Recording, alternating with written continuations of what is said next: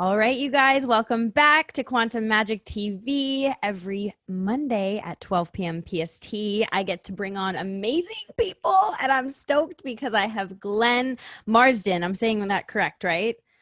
You are, yes. Oh, and you know what? You are doing such amazing things because you have this imperfectly perfect campaign that is now getting really international traction, and it's all about really changing the dialogue around mental health.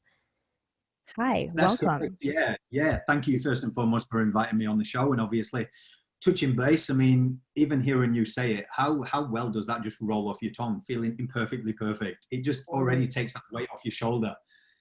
Like, because Yeah. everybody in life is always trying to pertain to this thing of perfection, but we are not perfect. Yes. So just to really draw back, that's what I wanted to do. And sadly, the premise behind it started because I lost a friend to suicide. And yeah, we only saw highlight reels, which we often do. Right. So my friend was in corporate back in the UK. I'd not seen him for maybe 17 years.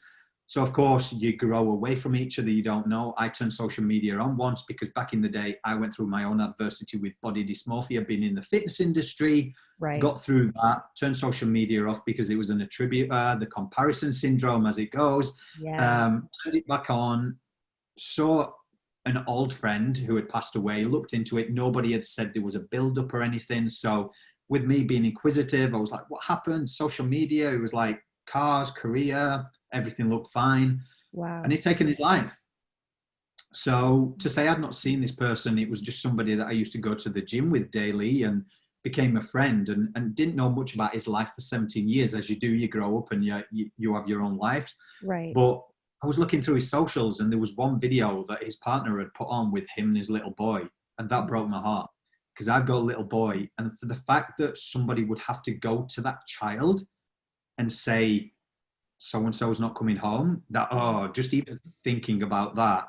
And for the fact that I went through a dark space, but to think it's a moment of, well, not clarity where everything's clouded over and you think, everyone would be better off without me when reality is no, they wouldn't. Oh my God, I So know. yeah, and it just touched me to the point where it knocked me around and I was like, what the hell can I do? So I reached out to a lot of organizations in Australia. They all said no thank you. Now I understood because they obviously have a lot of people wanting to do advocacy work, and Right.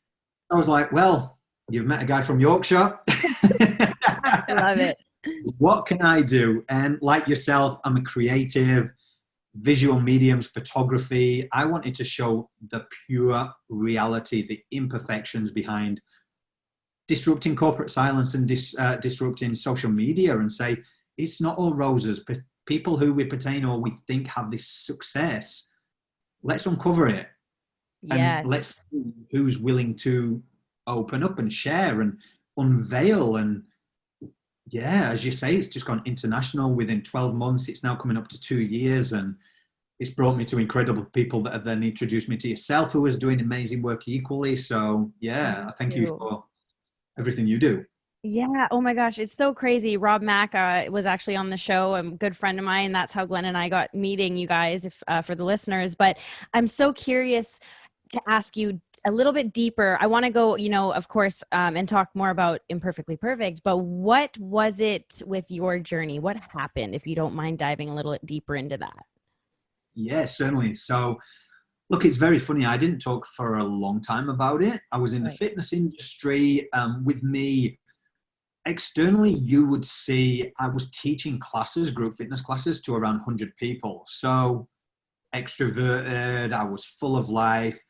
Behind the scenes, I started looking in the mirror for a couple of minutes and then obsessive compulsive. I was married, I was hiding it. Then we had our first child, and what began as, if anybody knows about body dysmorphia, there's what I have come to learn is there's two sides. You either obsess, look in the mirror, or you hide from the mirror. You just cannot stand looking at yourself. So My for me ex-boyfriend personally, did that. He would is, stand in and the it's so mirror. prevalent in men. This is the thing, and men Yeah. just won't talk about it. So Yeah. for me, there's no judgment because I wouldn't. Till it got to the point in Sydney, it's very hard to find childcare. So Mm. anyone thinking about moving here, just have a plan. So we decided it was either moving to where my wife was originally born. She grew up in the US, but was born in Thailand, where her family moved back to, or going back to the UK. For someone from the UK, we're like, cold weather? No, we're going to Thailand. Right. So I suppose it excited me, but it was to my detriment. Take away my friendships, a new culture. I had more time with my relationship with the mirror. Mm-hmm. So what started out as a couple of minutes here, there, and everywhere went into 3 to 4 hours. And I was just pulling myself apart. And it's so funny because I posted on social media the other day an image, and everyone's like, my God, Glenn, you were shredded. I was like, that was a time I hated myself. Wow. I look at it now and I go, Glenn, what did you do to yourself? 3 years of hell. And it was the fact that I went in the end. I remember one day my wife suddenly, I told her and I broke down. First time I've cried in front of her. And I was like, I do not know how the hell I'm going to do. Like, what do I do? Like, I'm not thinking of anything silly to do to myself. Right. But at the same time, it's taking my time away from you. It's taking my time away from my newborn child. I've got a degree in fitness, sports. I know anatomy and physiology. I know. But what I'm seeing in the mirror is not the same as I've learned theoretically, and I know how the body moves. So, and she was like, you're going to have to see someone because it's splitting our marriage up. Yeah. And I was like, so it really took that point. And I never blame my wife or anyone because, like, as I say, like you, for instance, if you're on stage in front of all these people that would think, oh, she's got it all together. Behind the scenes, what we do to ourselves is, so they would think it's a sense of narcissism. So my wife would be like, come on, get over yourself. Like, stop looking in the mirror because you're on stage in front of all these people. You're like, Right. you wear singlets but it's certainly not loving yourself. And and my wife once apologized when she found out what it was, but she didn't understand it. And a lot of people don't. Right. So yeah, that was mine. I saw a therapist in Thailand, which wasn't, to be honest, that good. And one of the things with the campaign is listen to everyone's story because one therapist might not work, but keep going and see what works. So one guy in Thailand, and fair enough, they're all about education there. I told him about body dysmorphia. Dr. Google, it worked for me. I self-diagnosed myself. And to say Thailand's all about education, they're not very aesthetic minded. Like Bondi Beach, where I live in Australia, it's kind of like aesthetics. LA, you know the go. So he didn't get it. So I always say, by the grace of God, one day we got this email saying that we've got 5 days a week in childcare back in Sydney. And that's why I say grace of God. It like literally saved me. We flew back to Sydney. I went to see someone. Best thing they ever did was put me with a personal trainer who had been through this same thing. Wow. And what it was with me, I was teaching years of martial arts and those spin classes on a bike. So predominantly I was putting a lot of force on my shoulders, which was overtaking my chest. And my body dysmorphia stemmed from, I used to see these guys with these big aesthetic chests and go, I'm doing everything. Why aren't I getting that? And I had good friends around me and I was saying, I'm doing everything you're doing. Why are they not? And I was like, come on, I'm not that naive. What are you putting into your body as well? And they were going, no, nothing. We're natural.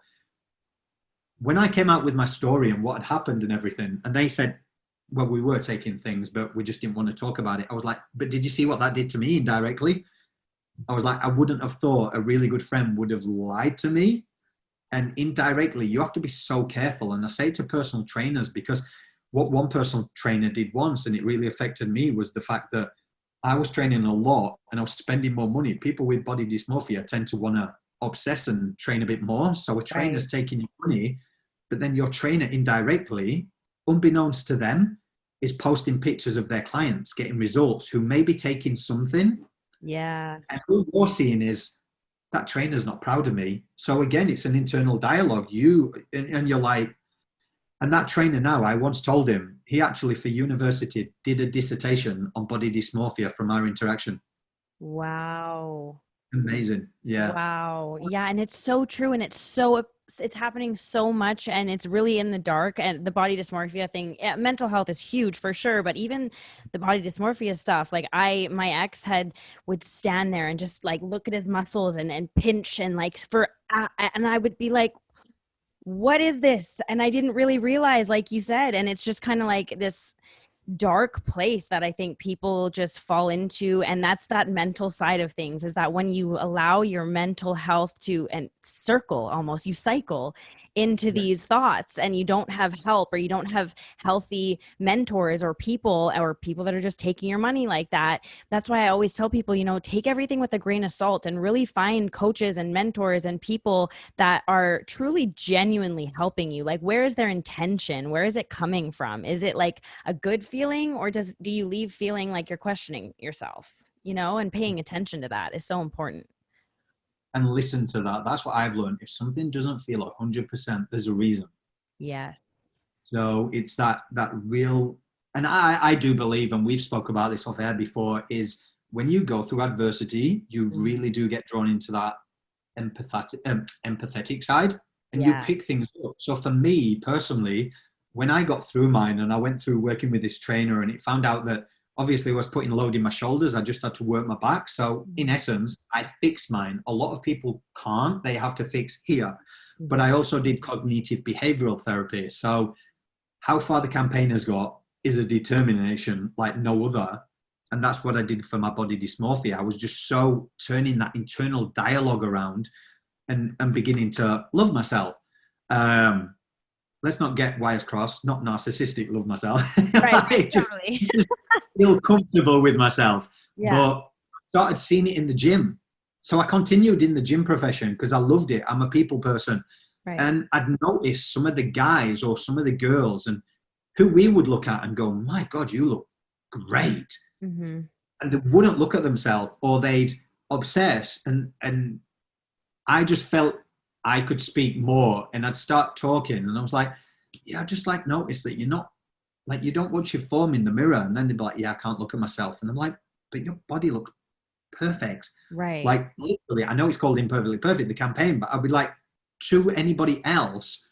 And that's when I posted that picture on social, everyone was like, Glenn, wow, it's what we're doing here. And unless we're willing to face that and work on ourselves, and that can go for any aspect of our life, Right. that's when our mental health starts diminishing. And we do need to know that it's okay to speak out. Because when I did write about it, I decided to write on my blog about it. Mm-hmm. And I had friends, because I shared it on my personal page, reach out and go, Glenn, I think I've got that. I just didn't know there was a term for it. I just thought I was obsessing in the mirror. Yeah. And these are some bodybuilders that you would think are like, they do look picture perfect to us, and the females. And yeah, it's a big thing in that industry, and especially with creatives as well, because everything's always got to be happy. You've got to be on. You've got to. Well, I think everyone's striving to be their best, but at what point are you unbalanced?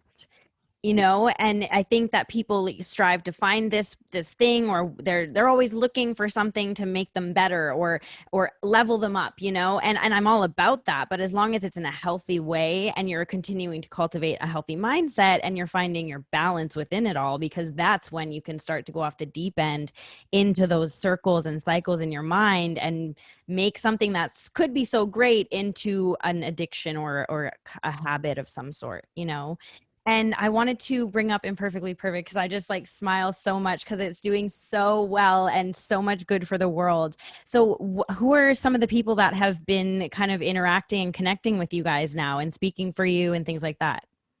Yeah. So today we've just come up to the 2-year mark. We've got over 250 influential public figures. So we've got everyone from entertainment. So in terms of America, because your audience will predominantly know a lot of Americans, we've got Angie Everhart, Shar Jackson, we've got Justin Cabrini, Jeremy Jackson, Gina Lee Nolan, the ex-Baywatch cast.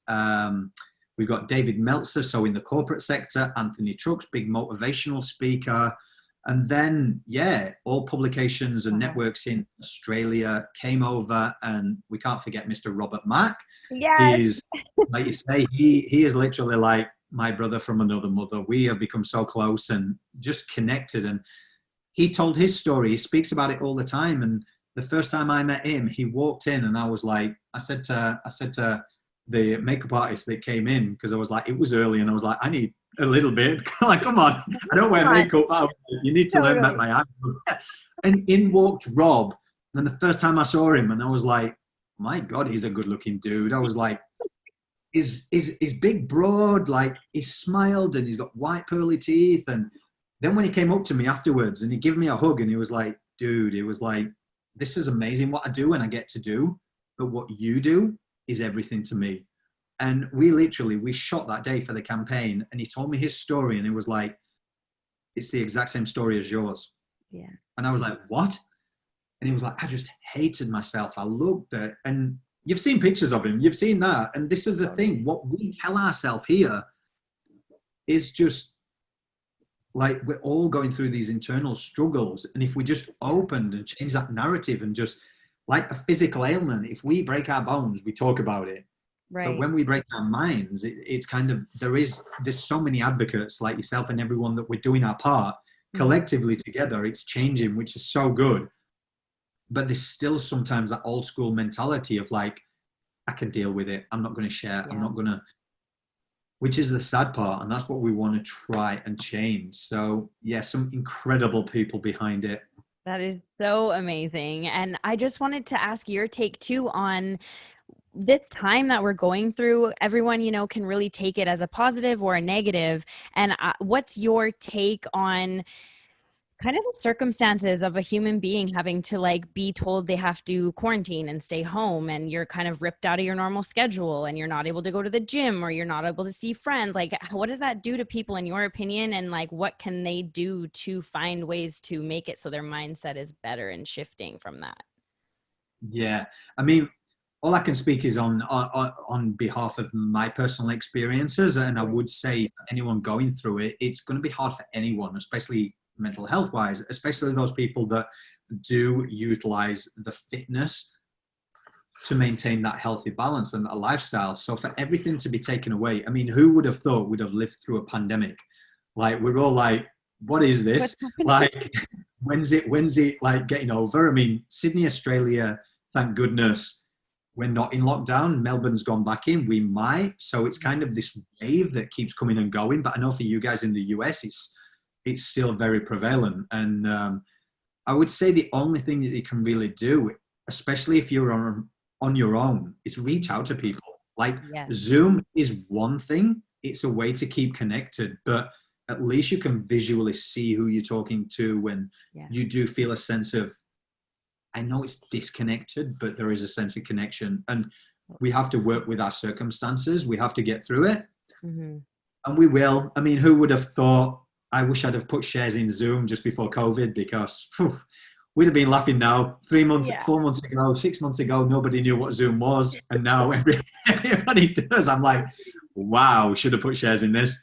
Totally. Oh my gosh, it's so true. And I've even had moments, you know, and I've worked a lot for myself to get to a good mental space, because even 8 months ago, 10 months ago, I was not in a good mental space. I mean, 3 years of a drunk relationship and just like bad habits and just not doing what I needed to do and just cycling and circling, and it was awful. But I know, and then coming into the pandemic too, like I live alone, and I just was like, I'd have moments where I just felt like I would get into these cycles of not even wanting to talk to anyone because I just felt bad. And then it was like, I felt more secluded. I felt more alone. And then I would not even want it. It was weird. Like but I remember that feeling. I remember the thoughts I would think too. And that's why I wanted to talk to you so bad, because I'm like, this is such a cool, amazing way to really bring light, to change the dialogue on mental health, like you say. And what is the program that's going on right now, or what is Imperfectly, the campaign? What are you guys doing with it right now? Yeah, so you know what? One of my whole premises with the campaign was people were saying, look, are you going to do non-for-profit? What's this? What's that? And I have actually got an attorney coming onto the podcast to talk about the difference between non-for-profits and for-profits and all the difference, because there is this huge misconception. Even I had it going, what's actually going to the cause? What's going this? And I'm like, when it comes to like huge organizations, I'm like, there's people that fall through the gaps and the suicide rates are still increasing. So I was like, how can I kind of bridge the gap? Because at a time when people aren't earning money, like how can we get help to them? And disclaimer, we're not experts, but we're teamed up with experts. So what I decided to do was bring on, and I call them virtual hangs. Hmm. So it's a chance where you can actually meet somebody that you may have idolized or looked up to, and they actually come on and they share their story and how they got through it. But I accompany them with a therapist, whether that be a psychotherapist or a therapist that deals in. So we've done 3 already. With the first one was with Jeremy Jackson, who's a good friend of mine, ex Baywatch. Everybody on the outside used to see him. Baywatch, biggest show in the world, Yeah. like huge. What they didn't see behind the scenes was that, and he's very openly spoken about it, he grew up without a father. He was hurting internally. Yeah. We do not know what it's like, or some people may do. The height of Hollywood fame would be so surreal. It was like you've got people making money off you, so you don't know who's real. Yep. You get bad publicity, but in terms of PR firms, that's good publicity because it's more money and it more comes in. Then you haven't got this father figure that's telling you, oi, pull your crap together, kind of to look after you. Yeah. You go out of control. And because you can't talk to people, you can't do certain things. It's kind of like, well, it's like the pandemic. You're stuck on your own. Yeah. And your friends around you, your real friends, have got their everyday lives going on. They've got to pay bills and they just can't drop the ball to be with you. And like, so we got him to come on, and he went down the route of addiction, as we know, spoken about it, and then recovery. But some people don't know now. He's part of the campaign. He's a huge advocate pushing it in the US, and he's part of my team with it. But he's gone to help people open recovery centers. He's a mentor. He's an incredible guy. He's like another brother to me. Like, love that guy so much. And Rob's is next week, so Rob's going to talk about what depression, day? happiness. It is on the 29th for you guys. 29th. Okay. What time? 5:30 PST. Okay, guys, make sure that you go to Imperfectly Perfect, because Rob Mack is going to be speaking at September 29th. I'm just recapping this so you guys go to your calendars because it's awesome. Who is it just Rob Mack speaking? Yeah, so he's a trained professional in terms of, he's got a doctorate in psychology, so he's going to do that. I'm going to facilitate that one, but that's going to be on how to live a happier life, going through depression, his own story, and yeah, it's just going through these stories. We had a lady called Rachel Newsham, who, you've heard of Les Mills International, the Body Pump, Body Combat. It's all over the world now. She's got a reach of 6 million, and she came on and she just shared and she poured her heart out and gone, what you see is an end product. And people were sending messages from all over the world going, my God, she goes through everything that I go through. And if we can just open this dialogue, and it's like group therapy.